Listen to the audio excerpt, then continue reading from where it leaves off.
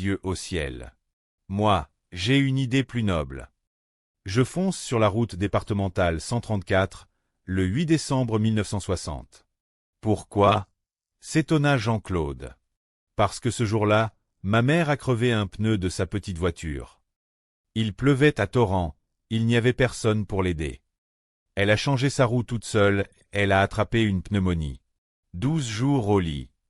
Alors, je remonte dans le temps, je lui dis, « Maman, tu vas attraper froid », je lui change sa roue. Et elle n'est pas malade. Et si tu profitais de ton voyage dans le temps pour faire une chose primordiale pour l'humanité? Suggéra Philippe, qui venait d'arriver. Imagine, tu te retrouves dans les années 30. Tu empêches la Seconde Guerre mondiale en neutralisant les dictateurs. Hervé secoua la tête. Ce n'est pas simple. Primo, je ne parle pas les langues étrangères couramment. Secondo, il faut que je trouve des vêtements d'époque, et cela me vieillit. De plus, il y a le paradoxe temporel. C'est quoi, ce paradoxe temporel? Essenquit Meva. C'est une théorie scientifique. Si tu changes le moindre événement du passé, tu bouleverses complètement l'avenir. S'il n'y a pas la guerre, la maison de mon père n'est pas bombardée. Donc, il n'est pas obligé d'être hébergé dans une autre ville. Donc, il ne rencontre pas ma mère. Et moi, je n'existe pas pour boire cet excellent café avec vous. Jean-Claude rit de bon cœur. On s'en moque que tu n'existes pas. Tu passes 8 heures dans ton bureau à nourrir ton canari pour rentrer le soir jouer aux mots croisés avec ta mère. Personne ne veut que j'existe, c'est cela? Bouda Hervé en souriant. Et vous feriez quoi, vous, avec cette machine? Jeanne répondit avec malice. Moi. Je reviens une minute en arrière et je vous évite cette conversation pour aller acheter mes nouveaux collants. Un autre jour, l'ambiance était à la détente et à la psychologie de comptoir. Franck, un collègue adepte du bien-être, tentait de convaincre Hervé de ses méthodes. Tu devrais prendre une boisson chaude, cela va te calmer, conseilla Franck. J'ai un petit stage de relaxation par la respiration la semaine prochaine, cela te dit? C'est carrément génial. Si tu veux, je t'inscris dans le premier groupe de travail. La semaine prochaine, cela ne va pas être possible parce que j'ai un gros dossier à terminer. Mentit Hervé en se grattant le nez. Ce n'est pas la peine de mentir, j'ai compris. Cela t'ennuie. Pas du tout. Au contraire, cela m'intéresse, mais je ne peux vraiment pas. Tu vois ce que tu viens de faire? L'accusa Franck. Tu t'es touché le nez. Cela veut dire que la relaxation t'ennuie, tu ne peux pas me le dire, tu mens, et paf. Geste incontrôlé, tu te touches le nez. Hervé pouffa de rire. Attends, tous les hommes qui se grattent le nez ne sont pas des menteurs. À 90%, nous sommes remplis de gestes parasites qui trahissent notre pensée. Notre moi profond. Il y a eu des études très sérieuses sur le sujet. En cas de gêne, on se touche le visage. Par exemple, si une femme te parle en se caressant les cheveux, c'est une marque de séduction. Une espèce d'appel à l'amour. Hervé, amusé par cette théorie, décida de l'utiliser à ses fins pour observer ses collègues, transformant chaque réunion en un formidable terrain d'analyse comportementale, renforçant la douce folie qui liait cette équipe. La perspective du séminaire annuel de l'entreprise approchait, apportant son lot d'enthousiasme et de petites contrariétés logistiques. Carole annonça la nouvelle lors d'une réunion. Vous avez vu qu'avec les réductions de budget, nous sommes à 2 par chambre pour le séminaire? C'est dommage, soupira Hervé. Malheureusement, c'est un tirage au sort. Rassurez-vous, ce n'est pas mixte. Vous imaginez 2 secondes dans la même chambre que Jean-Claude? Jeanne, qui espérait un peu de tranquillité, demanda. Avec qui allez-vous partager votre chambre, Fred? Avec Jeanne. Elle est très sympathique, mais elle a des habitudes très particulières. Entre ses magazines de célébrités et ses crèmes de beauté. Elle a un vrai potager dans sa trousse de toilette.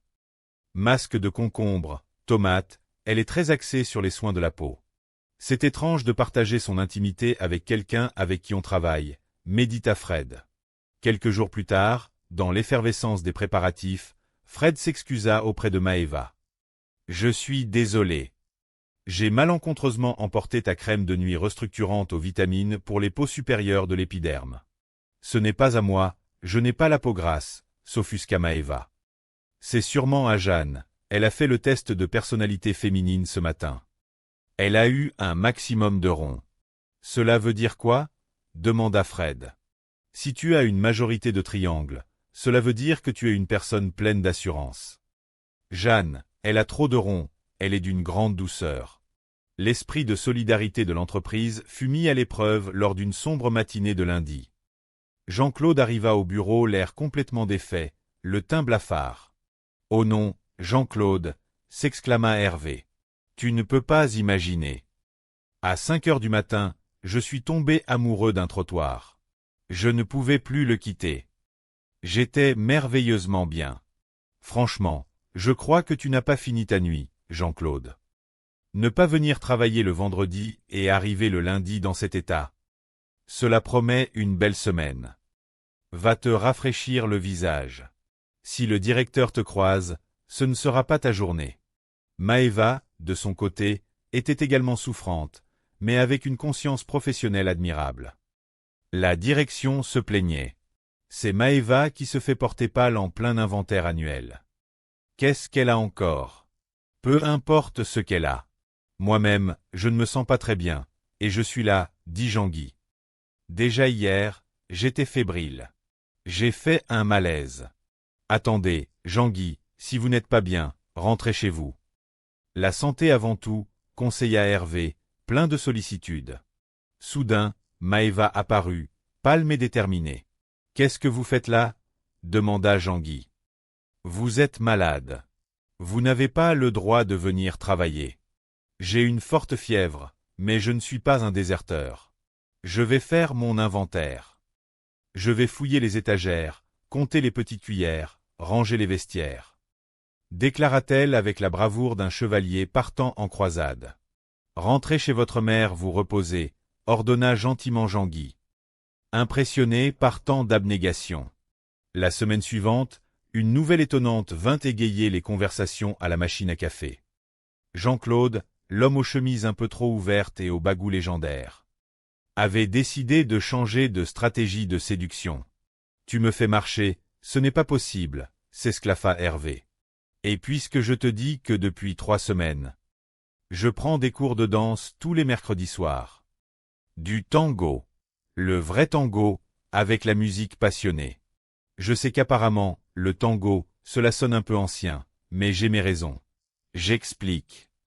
Il y a 2 mois, je regarde la télévision et je tombe sur un beau reportage tourné dans un bal avec d'élégantes danseuses. Pour séduire des femmes de 50 ans, il faut savoir danser le tango. Assura Jean-Claude avec le sérieux d'un scientifique exposant une théorie majeure. Je ne veux pas te faire de la peine, mais une femme de 50 ans aujourd'hui. Tu ne l'attires pas avec une danse traditionnelle, le contredit Hervé. Elle écoute de la musique moderne. L'arrivée de Madame Sorel, l'élégante doyenne de l'entreprise, interrompit leur débat. « Bonjour, mon petit Jean-Claude. »« Madame Sorel, vous êtes de quelle époque » demanda-t-il, cherchant à valider sa théorie. « Vous aimez les bals traditionnels ? Vous voulez savoir mon âge, Jean-Claude ? 65 ans. Vous me trouvez trop âgé pour prendre un café avec vous ? Non, pas du tout. J'adore. Cela vous dirait de danser un petit tango avec moi ? Ah oui, cela me ferait un immense plaisir. Vous savez, Jean-Claude, je ne suis plus une petite fille. Vous pouvez me dire franchement que je vous plais. » Jean-Claude, soudain paniqué par le succès inattendu de sa proposition, balbutia. « Non, c'est juste pour amortir un investissement de 6500 francs de cours de danse. Et je vous rassure, vous êtes infiniment trop distingué pour moi. » Madame Sorel partit dans un grand éclat de rire, laissant Jean-Claude soulagé mais légèrement penaud, tandis qu'Hervé cachait son hilarité derrière son gobelet de café. Le lendemain, lors de la réunion du comité d'entreprise, les discussions portaient sur l'amélioration des conditions de vie au travail. Hervé, toujours prêt à défendre de nobles causes, prit la parole avec solennité. « Je pense qu'il serait temps de parler